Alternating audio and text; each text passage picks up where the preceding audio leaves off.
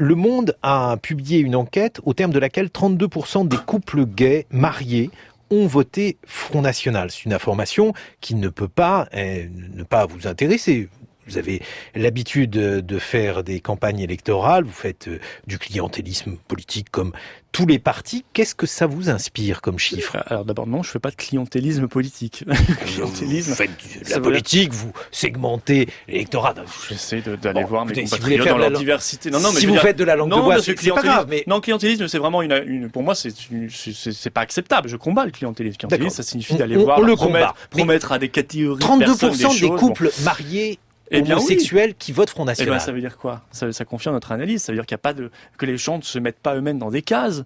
Que ce sont des gens qui sont, avant de se définir comme de telle ou telle sexualité, ils sont pauvres ou riches, ils sont propriétaires ou locataires, ils sont jeunes ou vieux, ils sont hommes ou femmes, ils sont dans une société, ils ont telle ou telle difficulté et ils attendent des réponses politiques. C'est plutôt rassurant, ça démontre que les gens sont d'abord des citoyens avant d'être affectés à telle ou telle caractéristique physique. Vous esquivez encore une fois la question. Je donne vraiment ma lecture politique des choses. C'est même un phénomène qui a été nommé. On a parlé par exemple d'homonationalisme. C'est quelque chose que l'on voit aux Pays-Bas avec Pim Fortuyn, qu'on voit avec Geert Wilders, le néerlandais. Donc ça n'est pas un phénomène isolé, Florian Philippot.